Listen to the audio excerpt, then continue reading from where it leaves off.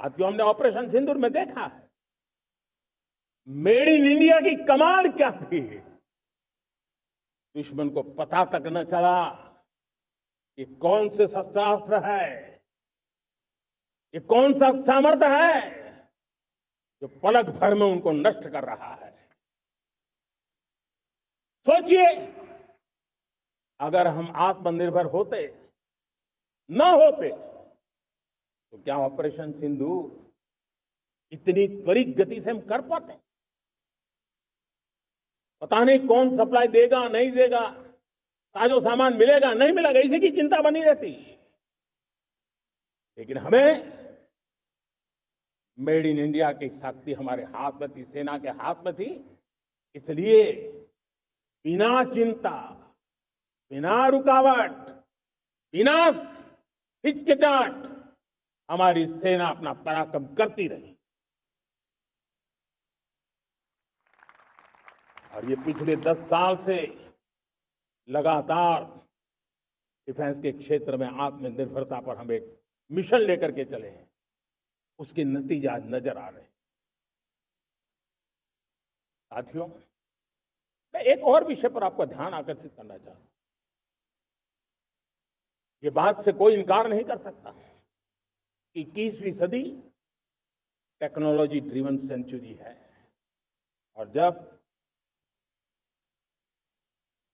Technology driven है और इतिहास की तरफ नजर करें तो पता है, इतिहास गवाह है, जिन जिन देशों ने टेक्नोलॉजी में महारत हासिल की वो देश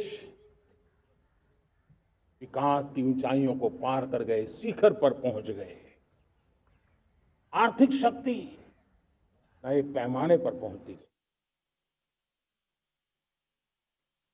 हम जब टेक्नोलॉजी के अलग अलग आयामों की बात करते हैं तो मैं आपका ध्यान आकर्षित करता हूं सेमीकंडक्टर्स पे। उदाहरण के तौर पे बताता हूं, मैं यहां लाल किले से किसी सरकार की आलोचना करने के लिए खड़ा नहीं हुआ और नहीं मैं करना चाहता, लेकिन देश की युवा पीढ़ी को जानकारी होना भी उतना जरूरी है। हमारे देश में 50-60 साल पहले सेमीकंडक्टर को लेकर के फाइलें शुरू हुई। 50-60 साल पहले फैक्ट्री का विचार चालू हुआ। आप मेरे नौजवानों जानकर के हैरान हो जाएंगे, आज सेमीकंडक्टर जो पूरी दुनिया की एक ताकत बन गया है, 50-60 साल पहले वो विचार, वो फाइलें अटक गई, लटक गई, अटक गई। सेमीकंडक्टर के विचार की ही भ्रूण हत्या हो गई।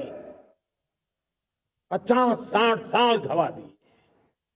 हमारे बाद कई देश सेमीकंडक्टर में आज महारत हासिल करके दुनिया में अपनी ताकत को प्रस्थापित कर रहे हैं। साथियों, आज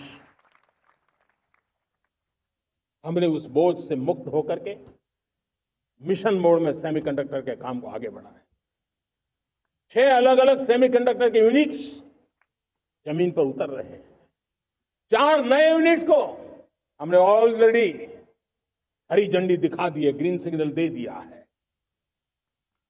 और देशवासियों और मेरे खास करके नौजवानों और विश्व भर में भारत की टेक्नोलॉजी की ताकत को समझने वाले लोगों को भी कहना चाहूंगा, इसी वर्ष के अंत तक मेड इन इंडिया भारत की बनी हुई, भारत में बनी हुई, भारत के लोगों द्वारा बनी हुई मेड इन इंडिया चिप्स बाजार में आ जाएगी। मैं दूसरा उदाहरण देना चाहता हूं। अब ऊर्जा के क्षेत्र में हम सब जानते हैं कि हम एनर्जी के लिए बहुत सारे देशों पर डिपेंडेंट है। पेट्रोल हो, डीजल हो, गैस हो, लाखों करोड़ रुपए हमें खर्च करके लाना पड़ता है। हमें इस संकट से देश को आत्मनिर्भर बनाना, ऊर्जा में आत्मनिर्भर बनाना बहुत जरूरी है। हमने बीड़ा उठाया और आज 11 वर्ष में सोलर एनर्जी 30 गुना बढ़ चुकी है। हम नए नए डैम बना रहे हैं ताकि हाइड्रो का विस्तार हो और हमें क्लीन एनर्जी की उपलब्ध हो।